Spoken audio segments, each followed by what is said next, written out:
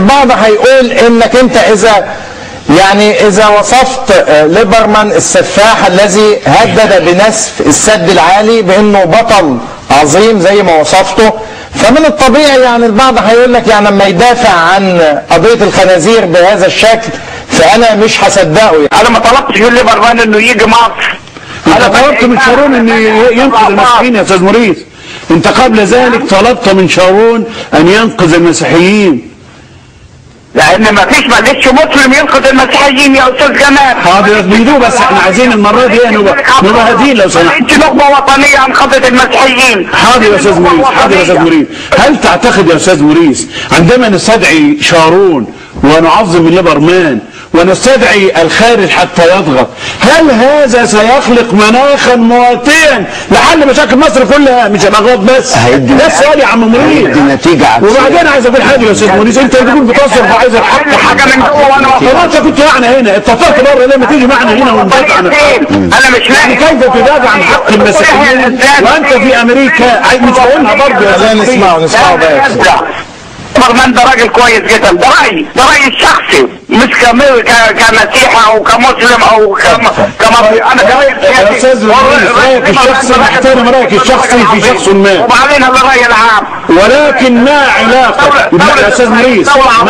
استاذ موريس دولة عظيمة استطاعت رغم الحروب اللي عليها ان تكون رابع دولة قوية في العالم. استاذ موريس ما علاقه رايك الشخصي في ليبرمان؟ يا استاذ موريس اسمعني، ما علاقة رأيك الشخصي في ليبرمان في أن تذكره في بيان يخص قضية مصرية داخلية وأنت صبغتها بالطائفية؟ إيه علاقة ده إلا إذا كنت تريد أن تسوق لليبرمان وأمثاله وسياسته وهو ضد التوجه المصري العام هنا لا يحل مشاكل مصر. نسمعه بقى، نسمعه. أنت بتضربني ومش عايزني أصرخ وأقول اللي أنا عايزه.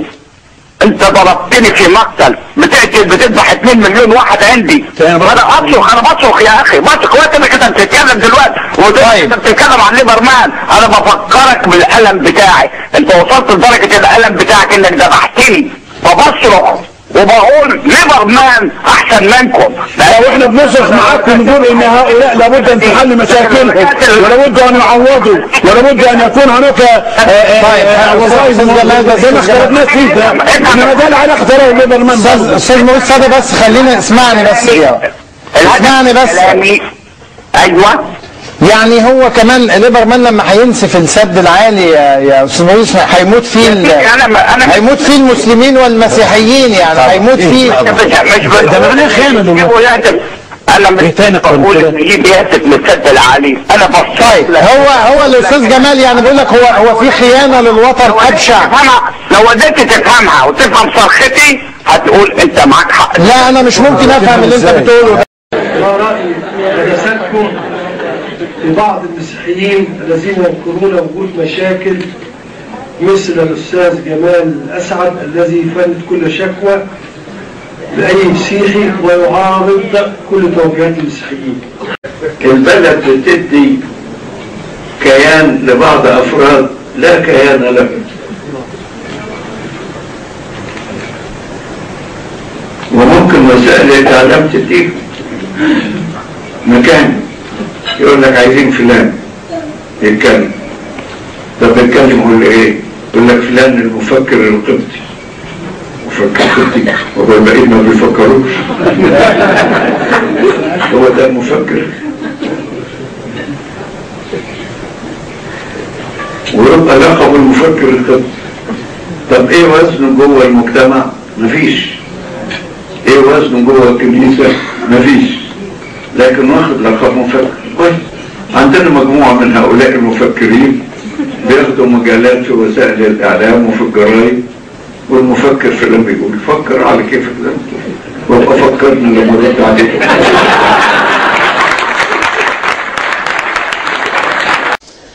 قداسة البابا، انت بنتكلم عن الدين والسياسة وأقباط المهجر في أمريكا عاملين مشاكل في السياسة. هل أنت مع اللجوء لأمريكا؟ أوباما عنده مهام سياسية جسيمة أكبر من منطقتنا كلها، الجزء الصغير اللي في منطقتنا دي، يعني عنده مشاكل كبيرة مش فاضي للنقط دي. هو اللي بيعملوا كده غير حكماء. يعني مفروض الواحد لما يتصرف التصرف اللي يجيب نتيجة، فهم بيتصرفوا تصرفات ما يجيبش نتيجة. أمريكا أيضا ليست مجرد أوباما، صحيح، إنما فيها الكونجرس والسنت، تمام، وهم دول اللي بيديروا العملية، مؤسسات، ولو هو خالفهم ياخدوا منه موقف. طبعا. المهم ان بعض من المحتجين في الخارج ليهم صداقات ببعض اعضاء الكونجرس. ممكن دايما كتير من اللي بيسلكوا في طريق المعارضة تكون اصواتهم عالية.